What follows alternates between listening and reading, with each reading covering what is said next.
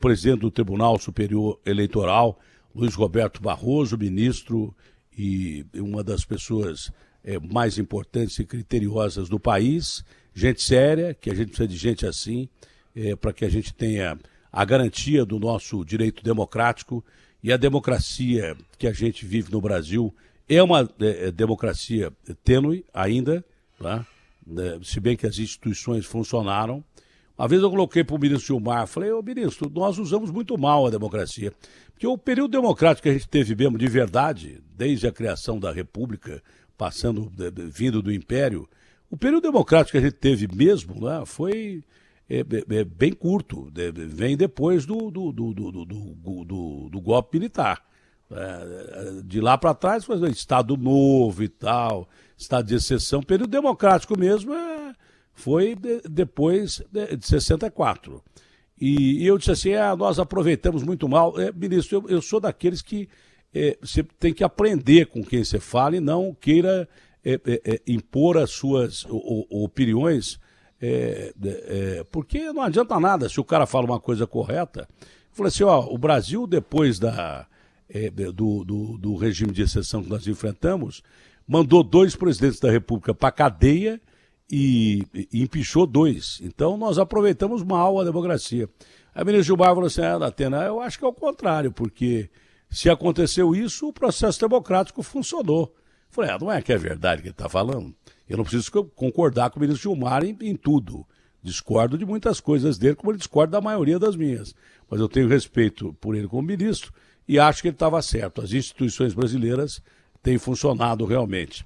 O senhor, como presidente e foco agora do assunto mais importante, que é exatamente o baluarte da democracia. Uma pergunta besta no começo, porque é bom você fazer pergunta besta e pergunta de leigo, porque às vezes essas perguntas são as mais importantes, né?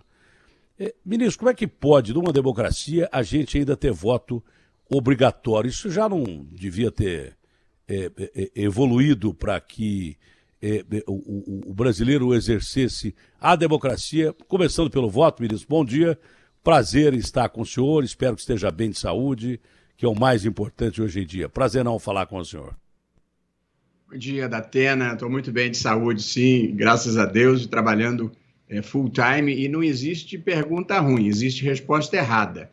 Portanto, eu enfrento essa questão. Eu acho, Datena, que num futuro ideal próximo, o voto deveria ser facultativo. Mas como você bem lembrou, a democracia brasileira ela ainda é relativamente recente. A Constituição brasileira é de 1988 e nós temos 32 anos apenas de democracia com estabilidade institucional. Eu concordo plenamente com a observação que fez o ministro Gilmar Mendes. Apesar de chuvas, trovoadas e vendavais, as instituições resistiram. Se você me permitir, apenas porque você tocou no assunto, eu recapitular, nós tivemos de 1930 para cá, Revolução de 30, tentativas de quebra da legalidade constitucional. Revolução de 30, intentona comunista de 35, golpe do Estado Novo de 37, deposição de Vargas em 45, duas tentativas de golpe contra Juscelino Kubitschek em 55, o veto dos ministros militares à posse do vice-presidente João Goulart em 61, o golpe militar de 64, o ato institucional número 5 de 68, o golpe dentro do golpe que impediu a posse do Pedro Aleixo em 1969, os anos de chumbo do Médici. Portanto, a história do Brasil é a história da quebra da legalidade constitucional, dos golpes, dos contragolpes e das quarteladas, ainda esquecido o contragolpe preventivo do Marechal Lott. Portanto, 32 anos de estabilidade institucional com todas as nossas vicissitudes, Datena, merecem ser celebrados. Por que eu acho que o voto ainda deve ser obrigatório mais um pouco? Porque uma abstenção imensa, nesse momento da vida brasileira, deslegitimaria a democracia. E por uma outra razão que eu acho que você vai se impressionar, é que o voto facultativo, num caso brasileiro e no mundo atual, ele potencializa os extremos, porque o radical não deixa de ir votar, mas o moderado deixa. E o que nós mais estamos precisando nesse momento da vida brasileira e talvez no mundo é de moderação, de menos polarização. Eu ouvia você falar a capacidade de você lidar com o diferente, tratando-o com respeito e consideração. Eu estou numa enorme campanha pela ideia de que quem pensa diferente de mim não é meu inimigo, é meu parceiro na construção de uma sociedade aberta e plural. Portanto, eu acho que ainda precisamos do voto obrigatório mais um pouquinho, mas logo ali na esquina do tempo eu acho que ele deve ser facultativo, sim. É uma das constituições, se não a maior, que garante a estabilidade democrática da maior nação democrática do país, que foi arranhada pela primeira vez desde a Guerra da Secessão, lá de idos tempos, né, que são os americanos. A Constituição americana ela foi formada por notáveis, e notáveis mesmo, né, de primeira qualidade, e logo em seguida a Comissão Constituinte foi destituída e ela permanece com poucas páginas, mas com cláusulas pétreas, que assim deve ser, né? Ela foi feita e não foi mudada, né? Tanto que quando algum maluco pega alguma arma e sai matando gente, e eles querem tirar a arma do americano, pode ser que não seja a cláusula mais adaptada ao mundo de hoje, não é? Mas eles não conseguem tirar essa cláusula porque está dentro do que eles consideram uma coisa que não pode ser mudada, é cláusula pétrea. Essa Constituição americana foi afrontada violentamente agora pelo Trump, a primeira vez que eu vejo um arranhar da democracia americana assim, numa eleição, né, em que o Trump diz que não vai sair do lugar que ele está e tal, mas mesmo assim, ele, para ficar no lugar que ele está, ele tem que usar a lei. Não adianta ele tentar os arroubos que ele tem, porque ele tem que tentar a lei. É pelo caminho legal se ele quiser ficar no banco dele lá. Mas ele arruma uma baita divisão no país que eu não me lembro de ter visto desde a Guerra da Secessão essa divisão aí. Pode ser que tenha havido tempos lá atrás e aconteceu muito pouco, né? Porque o americano sempre preservou aquele sentido de lealdade à nação, né? O político é menos importante do que a nação. Aqui, alguns políticos se julgam maiores que o nosso hino, a nossa bandeira e mais do que o povo brasileiro a quem eles representam e são inquilinos do poder. Essa é a grande realidade. Então, como é que o senhor analisa o episódio do Trump alegando fraude e dizendo que vai continuar como presidente e tal, e que vai conseguir continuar como presidente numas eleições que são feitas pelo correio, que são feitas com a velha e boa cédula, não é? Com os colégios eleitorais e tal. É uma eleição difícil de entender, mas que existe há muito tempo. E aqui nós temos o voto eletrônico, através das urnas, não é? Os americanos já tentaram, pelo menos ver o nosso processo de eleição e imitar o nosso processo de eleição, ou colocar em prática lá, mas alegaram que não era o melhor. Vamos continuar com o que tem. Já houve um caso lá do Biden com o Trump da Flórida e tal. Por que é que, por exemplo, os americanos não adotam o voto eletrônico? Quão o voto eletrônico é seguro? Agora o senhor, como presidente do TSE, pode falar isso com mais clareza, porque está entendendo muito mais disso e tem que entender mais do que todos nós. Por que é que o voto eletrônico é considerado seguro? Menos também pelo presidente Bolsonaro, que alegou que já houve fraude em urnas eletrônicas e daí por diante. Mas por que é que o voto eletrônico é seguro? Até que ponto ele é seguro?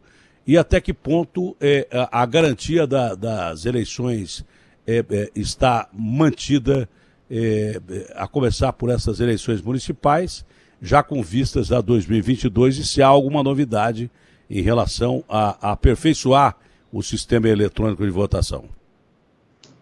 Muito bem, Datena. Começando pelos Estados Unidos, nos limites que eu posso me permitir falar, eu estive lá como convidado, como observador das eleições. Estive em sessões eleitorais no estado de Maryland e estive numa sessão eleitoral em Washington.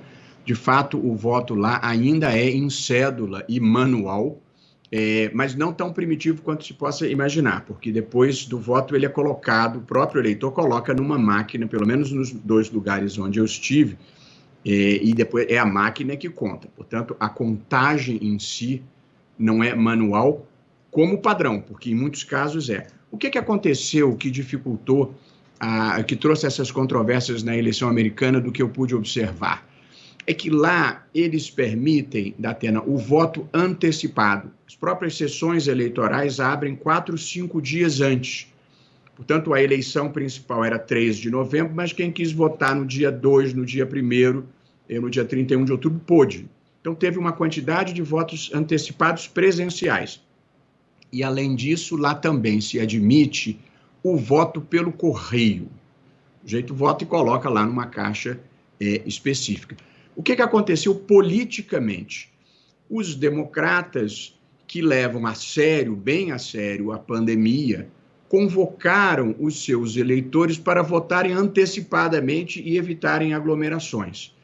Os republicanos e o próprio presidente, que minimizam as circunstâncias da pandemia, convocaram os seus eleitores para votarem no dia 3, especificamente. Portanto, no dia 3, a maioria que votou nos estados mais divididos era republicana. E aí, desde o final do dia 3, o presidente começou a dizer, bom, só vale os votos que foram contabilizados hoje, porque eles contam primeiro os votos do dia 3, do dia efetivo. E os votos antecipados, na medida em que iam chegando, iam revertendo o resultado. Portanto, o presidente em estados-chave ganhou no voto de 3 de outubro, mas quando chegaram os votos antecipados, isso foi se revertendo. É isso que eles têm chamado de fraude. Isso não é fraude porque a regra do jogo permitia.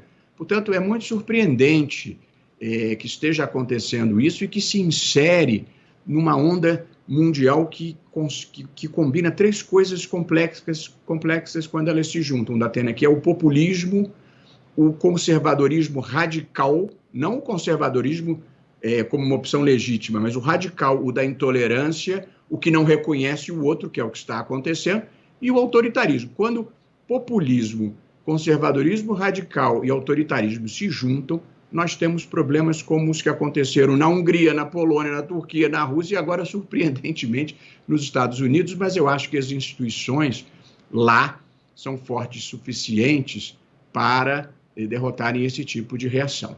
Falando sobre o Brasil, nós temos urnas eletrônicas, Datena, desde 1996. Nunca se documentou nenhum caso de fraude, que, aliás, acontecia muito no tempo do voto em papel e do voto impresso. Portanto, nunca se documentou. Eu não dou muita bola, eu sou juiz, eu dou bola para fatos e provas, e não para retórica política. O meu papel é enxergar para além da fumaça. E nunca se documentou nada que agravasse as urnas. Nunca houve uma prova de fraude, um elemento efetivo. Portanto, eu não tenho paixão pelas urnas eletrônicas, eu tenho paixão por eleições limpas. Nunca aconteceu, e nesse sistema se elegeu pela segunda vez o presidente Fernando Henrique, por 2 vezes o presidente Lula, por 2 vezes a presidente Dilma e por uma vez o presidente Bolsonaro. Evidentemente, eu respeito a opinião de todo mundo, e mais ainda do presidente da República. Porém, até aqui, as urnas se revelaram confiáveis. Elas só têm um problema, Datena. Elas custam muito caro. Nós temos quase 500 mil urnas e elas precisam ser trocadas. A cada 2 anos você tem que trocar 20%, porque tudo que é tecnológico vai ficando obsoleto. E a gente gasta 700 milhões a cada 2 anos para comprar urna. É muito dinheiro, a gente tem destinos melhores para essas verbas. De modo que eu fiz agora uma chamada pública para as grandes empresas de tecnologia, aliás, qualquer uma que tenha se inscrito, para apresentar um novo modelo de eleição digital, se possível usando o próprio celular, o próprio dispositivo pessoal, e para ver se nós conseguimos baratear. Agora, no dia 15 de novembro, essas 31 empresas, inclusive Microsoft, IBM, uma parceira da Amazon, a Indra espanhola, todas elas se inscreveram e vão fazer testes em 3 cidades brasileiras de um novo modelo de votação digital. Perdão? Não, genial, isso é genial. Parece que é o que eu falei, viu? as coisas mais simples são as mais geniais. Descobertas mais simples foram por acaso, né? O cara que descobriu, o Fleming, que descobriu aí a penicilina, ele só de observar, tem mofo ali, esse negócio aí pode dar certo e tal. As ideias mais simples, é por isso que eu sou adepto do simples. Me permita interrompê-lo, mas, por exemplo, numa época de pandemia, se você já pudesse votar pelo telefone celular, seria magnífico. Porque é claro que o voto pelo celular só seria aceito pela urna com uma série de detalhes que garantissem que o cara que está votando pelo celular é aquele cara que está votando mesmo pelo celular. Reconhecimento facial, digital ou coisa parecida. Pode ser até mais seguro do que o cara ir votar lá na própria urna. Você entendeu? Em época de pandemia isso é genial. E essas empresas que estão participando desse processo, desse experimento, são empresas que têm todos os caminhos de criptografia, de proteção contra hackers e tal.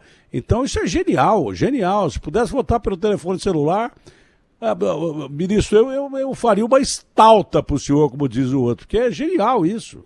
Genial, simples e genial. Datena, deixa eu te dizer, mas para bem e para mal ainda não é assim.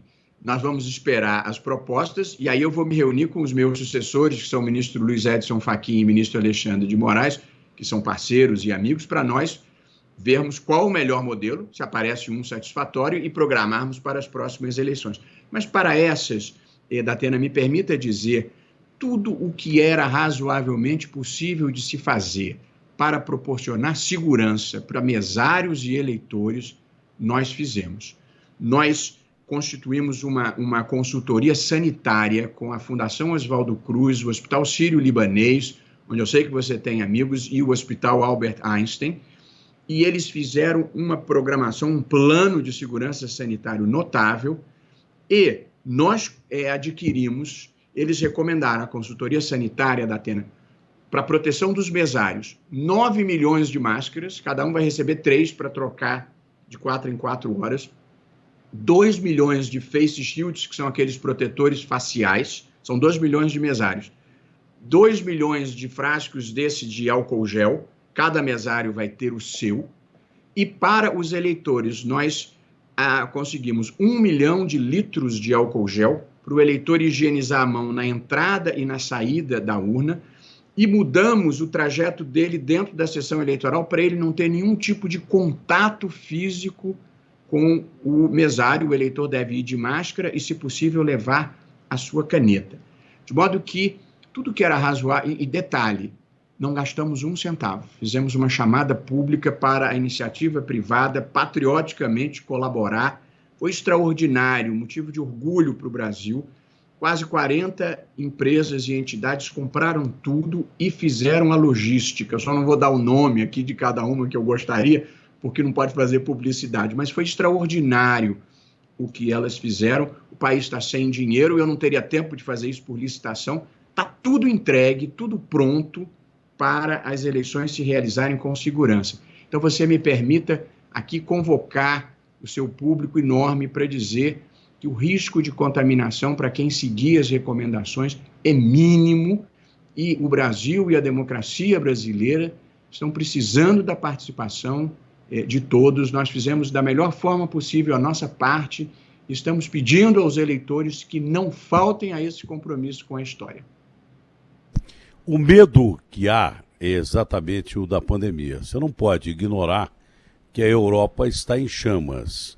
Você não pode ignorar que os Estados Unidos estão em chamas, de novo, com uma segunda onda da doença. Isso é perceptível. Gente morrendo para todo lado, até mais do que na primeira onda, e gente, 131 mil casos, 132 mil casos, de um dia para o outro dos Estados Unidos, podendo chegar a 200 mil casos, agora no Natal, no inverno americano, na Europa também os casos explodindo. A gente não pode ignorar esse vírus, a gente não pode subestimar esse vírus. Então pensou-se que a abstenção podia ser maior. Pelo outro lado, nós temos um processo eleitoral esse ano que, parecido com o americano, não é?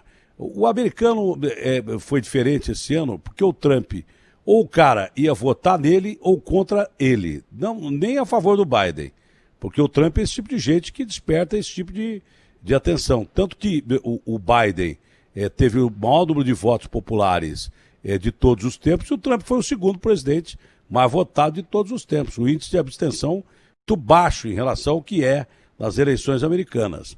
O senhor prevê que o índice de abstenção, pela segurança demonstrada nessas eleições, seja baixo? E agora a primeira das perguntas que parece imbecis, mas são importantes, sabe? Eu perguntei outro dia para dois caras super bem informados da minha equipe, super inteligentes da minha equipe, e eles não souberam me responder. Eu falei assim, que horas termina a eleição e que horas começa a apuração? Ninguém sabia me responder. E é tudo cara bem informado, hein? Tudo cara bem informado. É que as emissoras, elas têm grupos que estão voltados só para isso. E os outros profissionais, apesar de super capazes e grandes jornalistas, não souberam me responder. Que horas começa a eleição, não souberam me responder. E aí vai uma pergunta muito egoísta e particular. Não é tão egoísta, mas é egoísta. Porque eu tenho mais de 60 anos, né? Tenho 63 anos, sou do grupo de risco pra caramba. O senhor disse que eu tenho amigos do Einstein, mas felizmente do Sírio, mas felizmente também tenho do Einstein, mas eu acho que eu tenho mais amigos no céu, porque dessa vez eu vi Jesus de frente, assim. Ainda bem que eu vi Jesus, porque se eu visse outra coisa, acho que o meu caminho era outro. Mas então, para grupo de risco e pessoas com idosos, não é? Como é que vai ser feita a votação? Acho que é mais importante responder essa segunda pergunta primeiro. Como é que essas pessoas vão ter garantia de poder votar, não é, sem se contaminar, ministro? Pois então, aqui eu respondo todas. A primeira preocupação que nós tivemos, nós constituímos uma comissão médica para saber se era bom adiar as eleições.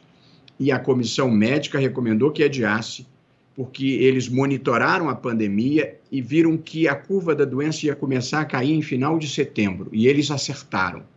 Começou a cair e nós adiamos de 4 de outubro para 15 de novembro. E os índices da doença no Brasil hoje são menos da metade do que eram nos momentos de pico. Portanto, eu acho, infelizmente, que tivemos esse acerto no adiamento. A doença já está bem mais abaixo.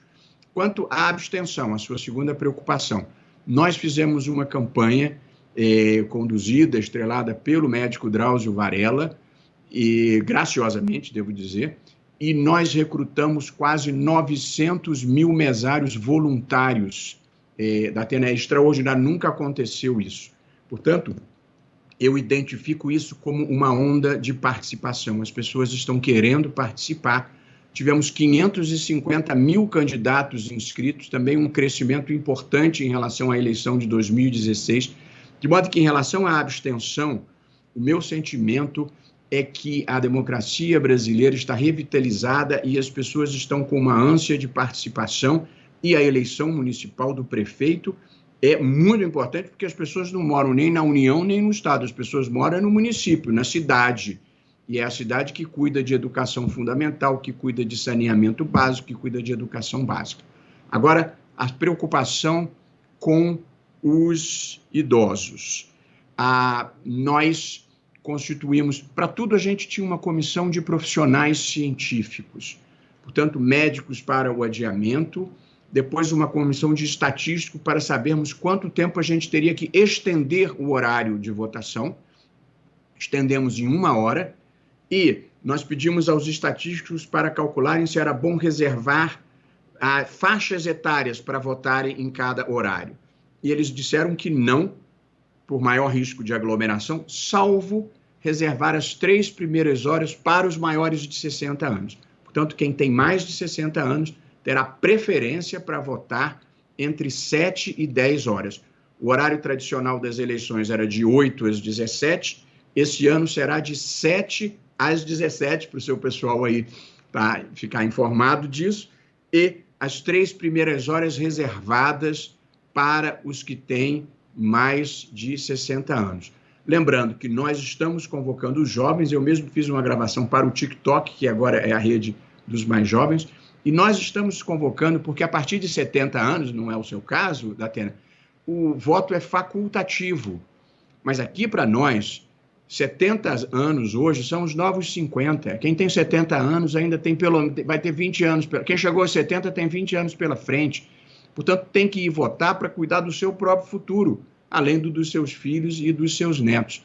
Portanto, nós estamos esperando um comparecimento maciço para mostrar a força da democracia brasileira e a preparação para as próximas eleições. Mas sempre lembrando, a eleição presidencial tem mais visibilidade, mas a gente mora mesmo no município, e escolher um bom prefeito é decisivo nos 5.600 municípios que existem no Brasil. Portanto, nossas 3 campanhas da Atena são: não deixe de votar, vote com consciência, se prepare, pesquise um pouquinho, veja a credibilidade que os candidatos podem merecer e, em terceiro lugar, vote com segurança, o que para o eleitor significa ir de máscara, não aglomerar, respeitar o distanciamento social e, quem puder, levar a própria caneta. Olha, detalhe que eu não sabia. Se você puder levar a sua caneta, é fundamental, porque tem lá as canetas disponíveis em todas as eleições. Mas para evitar contato, leve a sua caneta. Eu não sabia disso, já aprendi. O risco entre 7 e 10 da manhã de aglomeração, porque vai ser para idosos, não é? Não existe, ministro. Como é que pode ser agilizado o voto do mais idoso nesse horário? Que vai acabar se confundindo também com o cara que não tem mais de 60 anos ou 60 anos, que é o sujeito que vai chegar às 8. Não é? Esse período não pode ser um período de aglomeração maior? Atena, nós reunimos uma comissão de estatísticos com a ajuda do INPA, que é o Instituto de Matemática Pura e Aplicada, da USP e do INSPER e da Fiocruz, e eles verificaram o número de pessoas nessa faixa etária, acima de 60 anos. Eles verificaram o que eles chamam de taxas de saturação, que é o risco de você ter fila ou aglomeração, e chegaram à conclusão de que, se reservássemos 3 horas para quem tem mais de 60, o risco de fila seria mínimo. Nós só dissemos preferencial e não proibimos quem eventualmente compareça tendo menos de 60 anos, porque muitos idosos comparecem acompanhados e, portanto, nós não quisemos excluir. Mas vai ter fila preferencial para os idosos. Portanto, quem tiver menos de 60 só vai votar quando não tiver mais ninguém acima de 60 na fila. Era a pergunta que eu queria fazer.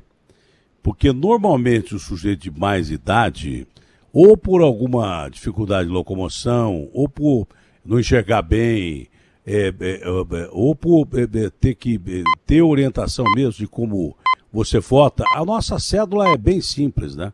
Se você pegar a cédula americana, é um questionário, é um negócio assim impressionante. O cara responde a uma série de coisas. O senhor esteve lá agora, é um questionário. É verdade. Parece uma prova do Enem. Na célula, a cédula, onde eu estive examinando em Maryland, ela tinha 2 páginas. Na primeira você votava para presidente, para juiz estadual, para desembargador estadual, e na segunda página perguntava uma questão sobre o orçamento, uma outra questão se a população de Maryland queria ou não jogo de apostas em esportes, uma outra pergunta sobre o tempo de estágio probatório de policiais. Era um questionário com um varejo administrativo que nós não fazemos aqui, é isso mesmo.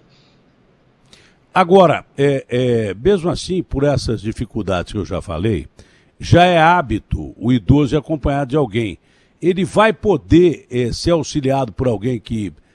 É claro que se ele tiver dificuldade de mobilidade, está numa cadeira de rodas, é difícil andar, corre o risco de cair e tal, eu acho que é até sensato que a pergunta já está respondida. Mas aquele idoso que precisa mesmo do apoio do parente, ou de, enfim, quem for acompanhá-lo, vai ser permitido isso, ministro? Datena, o voto no Brasil é sigiloso, por previsão constitucional. Então, no momento de ele colocar o dedo no touchscreen da urna, ele tem que estar sozinho. Ele não pode ter ninguém junto com ele.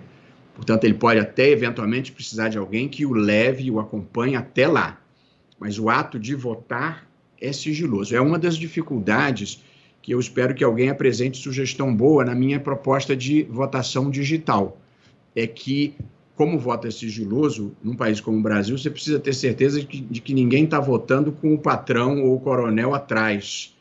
De modo que estou esperando que venha alguma sugestão nova, porque senão nós vamos nos livrar do custo da urna eletrônica, mas o eleitor ainda vai ter que comparecer até a sessão eleitoral, mesmo que ele vote do seu próprio dispositivo, para assegurar que o voto seja secreto. Agora, a tecnologia hoje em dia permite que eu esteja em Brasília, você em São Paulo, se tiver alguém em Nova York querendo participar, a gente conecta também. Portanto, a tecnologia tem soluções que nós não somos capazes de imaginar. Então, eu espero que eles venham com alguma coisa. Nós temos mais ou menos a mesma idade, apesar do tempo ter te tratado melhor. Nós somos do tempo em que não havia nem controle remoto na televisão. E hoje em dia é a vida do streaming, como você sabe, o sujeito assiste o programa que quer na hora que quer que ele chegue em casa, entendeu? Portanto, na nossa idade adulta, Datena, houve tantas transformações que eu não duvido de nada em termos de tecnologia e soluções engenhosas para, inclusive, essa questão que eu suscitei aqui. Bom, então, relembrando, as eleições começam às 7, terminam às 5 da tarde, me parece que é isso que eu ouvi, com um período preferencial entre 7 e 10 horas da manhã para pessoas com mais de 60 anos, não impedindo que pessoas que tenham menos de 60 anos possam votar nesse período também, mas de preferência deixa os velhinhos votar primeiro aí, porque vai haver facilidade para as pessoas de mais idade votar.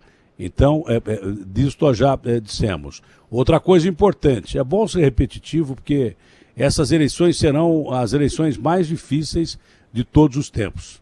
Bom, primeiro, para arrumar um candidato para votar, que está difícil, mas é por causa da pandemia. Agora, sem ironia, é por causa da pandemia mesmo, não é? Então, outra coisa que eu não sabia, cara, você tem que levar a sua caneta. A sua caneta é fundamental, porque você aí não tem o contato com a pessoa que vai te dar a caneta. Né? Então, use a sua caneta, leve a sua caneta, não esqueça a sua caneta. Você entendeu?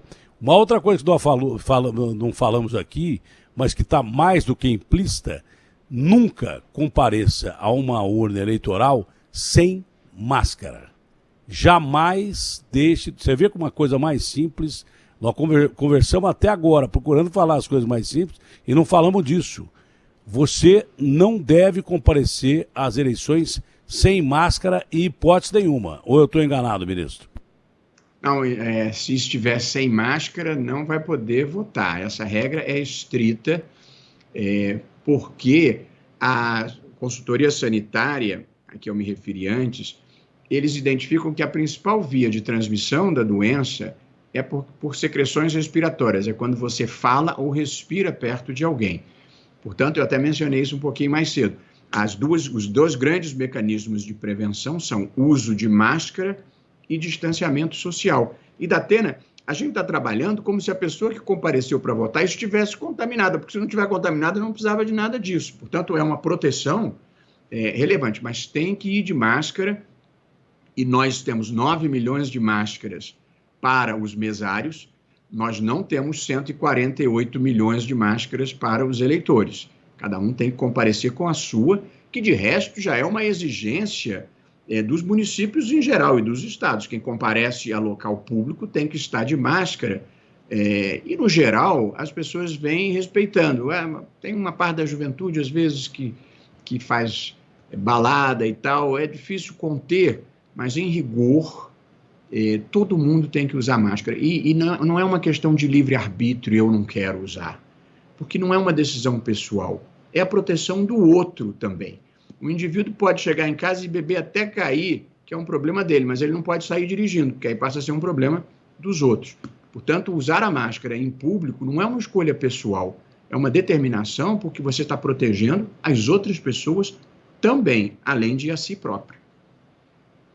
Por ser uma eleição histórica em tempos de uma pandemia que já passou para a história, não é? O senhor prevê que haja dificuldades e atrasos na eleição ou não? Ou acha que com esse esquema bem armado os prazos serão cumpridos aí, os horários serão cumpridos aí, mesmo porque a pessoa que vai votar, acho que vai votar com muito mais consciência da forma que ela deve votar, não é? O senhor prevê que seja normal essas eleições? Até você vem do esporte e entenderá, a gente só comemora o gol depois que a bola está na rede e o juiz apontou para o meio de campo, né? E hoje em dia ainda tem o VAR, apesar de que o VAR somos nós, portanto, nesses eu confio.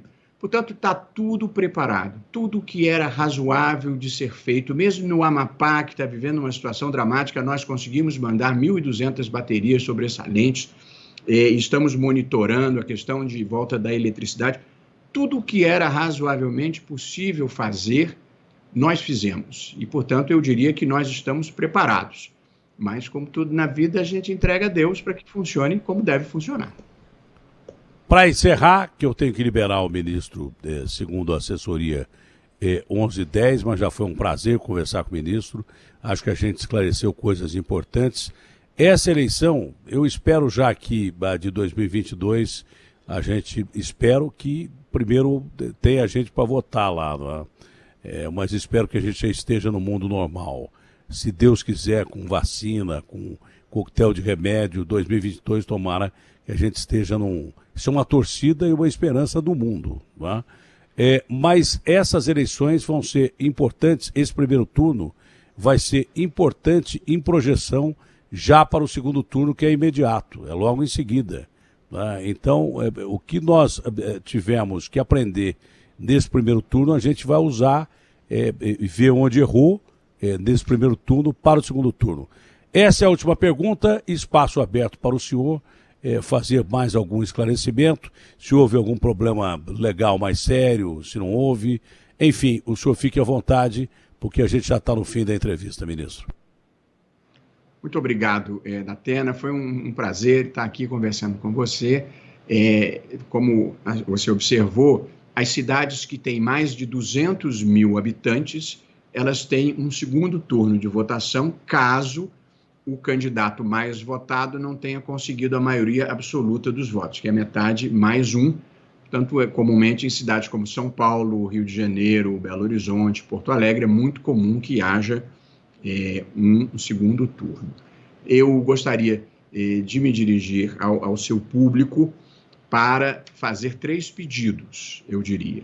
O primeiro, não deixe de votar. A democracia brasileira precisa da sua participação, o voto de cada um tem poder e cada eleitor pode fazer a diferença.